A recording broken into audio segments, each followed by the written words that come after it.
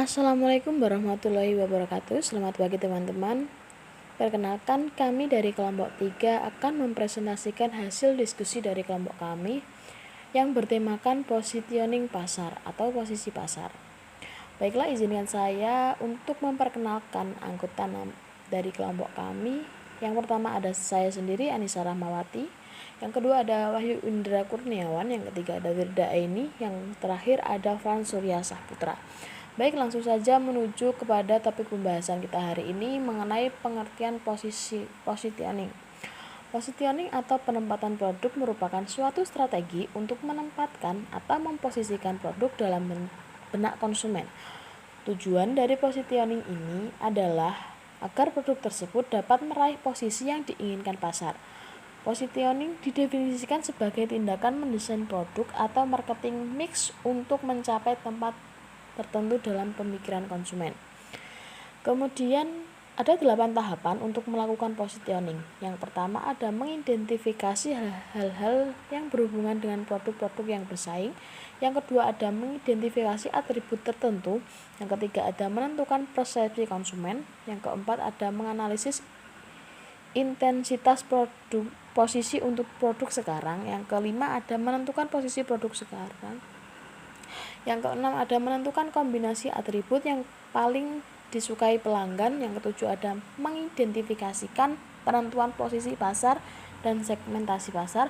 Dan yang terakhir ada memilih strategi penentuan posisi. Baik, untuk penjelasan selanjutnya akan dijelaskan oleh teman saya. Untuk selanjutnya posisi produk atau produk position. Menurut Kotler dan Keller, produk positioning adalah cara produk ditetapkan oleh konsumen berdasarkan beberapa atribut penting dan tempat yang diduduki produk dalam ingatan konsumen dalam berhubungan dengan produk pesaing.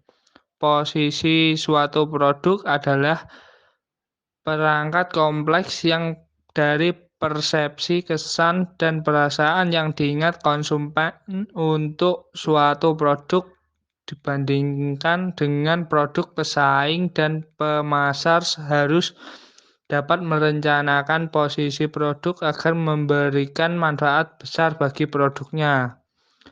Menurut Kotler dan Keller ada 3 langkah dalam memposisikan suatu produk, yaitu 1. Perusahaan harus menentukan perbedaan produk dan jasa dan citra terhadap pesaingnya. Diferensiasi produk misalnya desain dan rancangan produk, keawetan produk, kinerja, sifat produk. 2.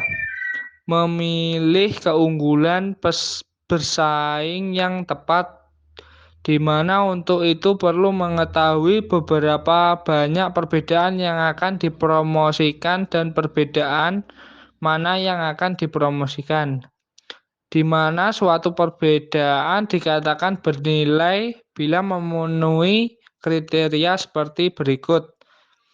1. Penting, 2. Khas, 3. Superior, 4. Dapat dikomunikasikan, 5. Mendahului, 6. Terjangkau harganya. Selanjutnya 3. Mengkomunikasikan kepada pasar sasarannya. Bagaimana perusahaan berbeda dari pesaingnya untuk dapat menghasilkan strategi pemosisian yang baik memang lebih mudah dibandingkan dengan pelaksanaannya. Menetapkan suatu posisi atau mengubah posisi biasanya membutuhkan waktu yang cukup lama. Sebaiknya posisi yang sudah dibina bertahun-tahun dapat hilang dengan cepat. Nah, untuk selanjutnya adalah dasar-dasar perusahaan dalam melakukan positioning, antara lain yang pertama adalah atribut sebuah produk dikaitkan dengan satu atribut, ciri produk atau manfaatnya bagi konsumen. Contohnya adalah sepatu Rocksport selalu diposisikan sebagai merek sepatu yang menyenangkan, yang tersedia dalam berbagai macam merek, mulai dari sepatu bekerja sampai ke sepatu santai. Yang kedua ada harga dan kualitas. Dasar positioning dapat menekankan pada harga yang tinggi sebagai tanda kualitas atau menekankan pada harga yang rendah sebagai indikasi nilai. Contohnya adalah Cunard, yaitu perusahaan Inggris yang bergerak di bidang pelayaran yang mengalami kegagalan pada masa-masa sulit ini. Telah mampu bangkit kembali dengan mereposisi mereknya untuk bersaing dalam pasar kelas atas. Perusahaan tersebut meliputi identitas perusahaan yang baru, serangkaian iklan yang elegan, dan peningkatan jasa pelanggan. Kemudian yang ketiga adalah pemakaian atau implikasi selama beberapa tahun lalu.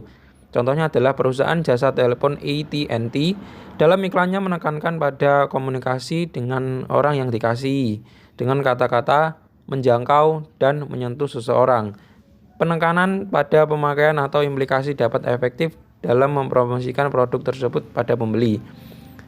Kemudian yang keempat ada pemakaian produk. Dasar positioning terletak kepribadian atau tipe para pemakai.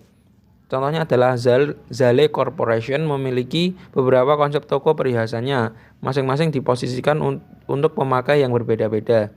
Toko Zale membidik konsumen menengah dengan gaya tradisional. Selanjutnya kelas produk. Tujuan di sini adalah untuk memposisikan produk tersebut sebagai produk yang berkaitan dengan kategori produk tertentu. Misalnya memposisikan merek margarin dengan mentega. Dan yang terakhir adalah pesaing. Positioning terhadap para pesaing merupakan bagian dari setiap strategi positioning. Contohnya adalah Avis, perusahaan penyewaan mobil, memposisikan dirinya sebagai nomor 2 untuk menjelaskan posisinya di hadapan para pesaing tertentu. Poin D, kesalahan-kesalahan positioning. Menurut Kotler dan Killer, kesalahan-kesalahan dalam melakukan positioning adalah sebagai berikut. Yang pertama, penentuan posisi yang kurang. Produk tersebut tidak memiliki posisi yang jelas sehingga dianggap sama saja dengan kerumunan produk lainnya di pasar.